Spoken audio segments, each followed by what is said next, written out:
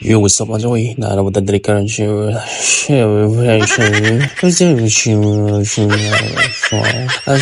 Mamili yung susubahon nila, ano? Kinagala ito mga atay, tinae, isda, o bangus, panga, kung sa bariha, ang inyong maka naran ni Dre, napita sa Dudes Barbecue, Panabo City. Kung ganahan mo mga sabaw, si klase, ani naman diri palit sila 150 only. Tanan sabaw na klase, kung inyong gusto, ani naman diri sa Dudes Barbecue. Kay dili gyud manalaw ang kalami sa ilang barbecue. O sa ubang klase-klase na mga sudan nila. Piti yun. Og napoy ilang litson manok. O mga limpo dring dapita na. Mga short order, labi na. Noon sa imong gusto ipaluto, lutoon po nila. O ilang sinugbang isda. Kung gusto mo magpasugba, o hindi raman mo request sa ila. Unang gingo nila, basta taga Panabo City. Idol! Dito mga tsuy, guwapo po ning pagkabirada nila. Og pagkaluto-luto nila. Pagkapiti, no? Og labi ni sa mga kinilaw sinugba. Wow, mapawaw ka na lang talaga pag dito ka nakapunta. Diba? So, oops, in Tagalog ka na hit. Dito mga choy, nihungit na ko diri kay gutom naman. So, wa na gyud tayo mahimuan eh. Dusla naman nga tong tingan. So, kinanglang gyud nato ni sudlan kay basig mo niwang ta. Alagang silka ra ba ni? Tao mga choy, no? Hindi ra mo diri ha. Kung makalaag mo pohon, ing nila ako pangalan na si Ruit Vlogs, no? Maka-discount mo.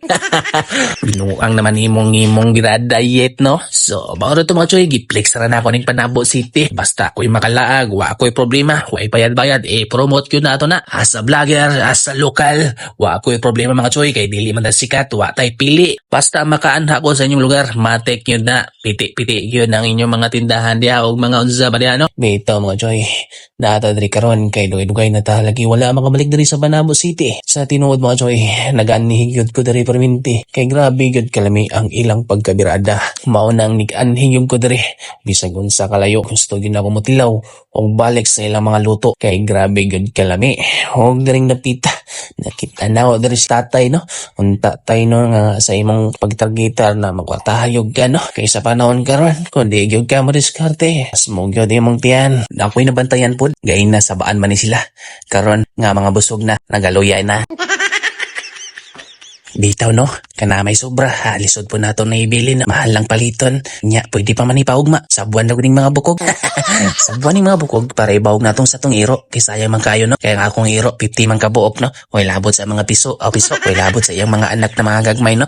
Bitaw mga choy no, wag ko ulaw-ulaw diri. Kaysa karon sa badayet, pataka ra magyaw-yaw da. Sa panahon karon, kailangan kita mo diskarte para mabuhay no. Ay, ambot bahala mo diha. Magbayad na ko diri dapita. Basta kay gitutal na ni ante. Kung pilay abdan, siguro wara 15,000, 15,000. Suga po dahil ninyo mga unay, 15,000 atong bill, no? So, mangutang sa mo karon sa kuha, ha?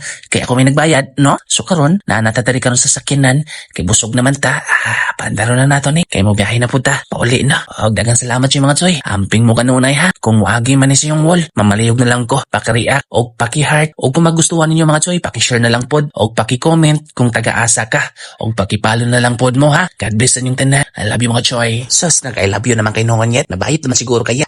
Nagpainom-dum ra. Nga, mahal ako ni nga akong mga followers. O katong mga bagong followers na ko, matik na na. React na mo sa akong video. Kay basig pohon, makapaldo na ta. Bitaw mga choy. Bisag unsa kalisod, no? Laban na ta permente.